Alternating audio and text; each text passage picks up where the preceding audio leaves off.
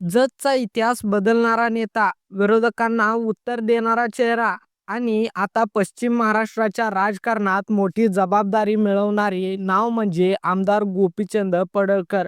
288 वा मतदारसंघ म्हणून ओळखलं जाणारं जत, पण एका नेत्याने तो महाराष्ट्राच्या राजकारणात पहिल्या क्रमांकावर आणला. मित्रांनो, आज आपण जाणून घेणार आहोत कशा प्रकारे एका सर्वसामान्य कार्यकर्त्यापासून सुरू झालेला प्रवास आज भाजप प्रदेश उपाध्यक्षपदापर्यंत पोहोचला आणि यामागे कोणत्या संघर्षाची कहाणी दडली आहे.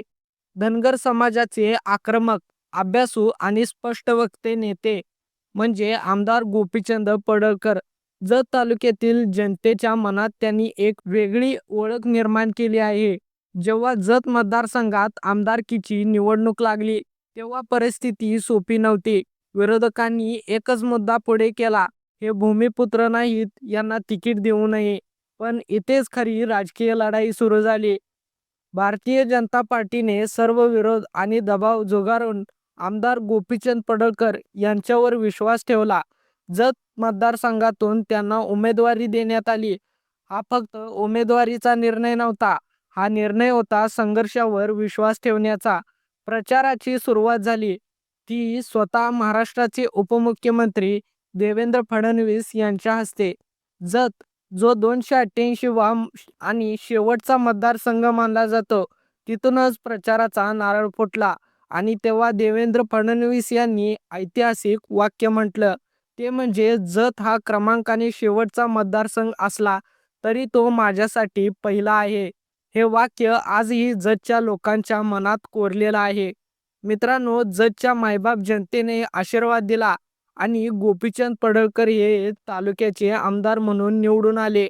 हा विजय फक्त एका व्यक्तीचा नव्हता, हा विजय होता विचारांचा, संघर्षाचा आणि विश्वासाचा.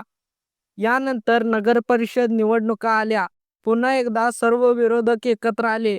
एकच प्रयत्न, गोपीचंद पडळकर यांना एकटे पाडायचे. पण जनतेने काय केलं माहिती आहे तुम्हाला? पुन्हा भाजपच्या बाजूने कौल दिला. नगरपरिषदेत भाजपचा झेंडा फडकवला आणि मित्रांनो, परवा झालेल्या जिल्हा परिषद निवडणुकीत तर इतिहासच घडला. जतमधील 9 पैकी 8 जिल्हा परिषद गटांवर भाजपचा विजय. हा निकाल म्हणजे जतच्या राजकारणातील मोठा टर्निंग पॉइंट होता.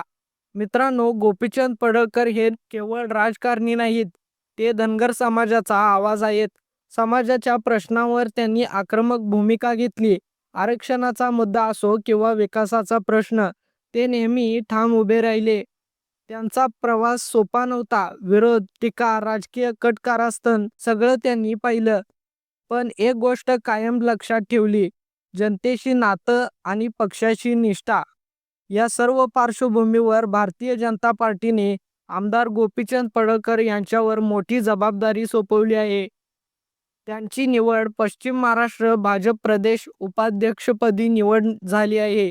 हा सन्मान फक्त व्यक्तीचा नाही, हा सन्मान आहे जत तालुक्याचा, हा सन्मान आहे आटपाडीतील जनतेचा, हा सन्मान आहे सांगली जिल्ह्यातल्या लोकांच्यावर असणाऱ्या आमदार गोपीचंद पडळकर यांच्यावरल्या प्रेमाचा.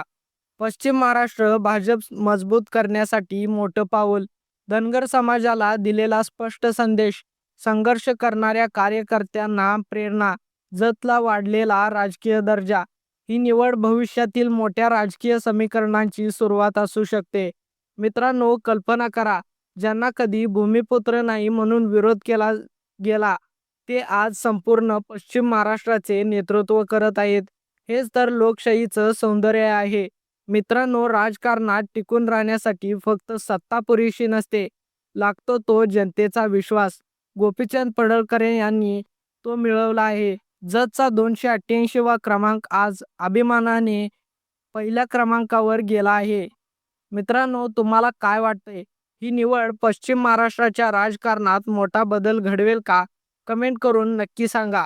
व्हिडिओ आवडला असेल तर लाईक करा, शेअर करा आणि आपल्या लावा ताकद मराठी या यूट्यूब चॅनलला सबस्क्राईब करायला विसरू नका. जय महाराष्ट्र मित्रांनो.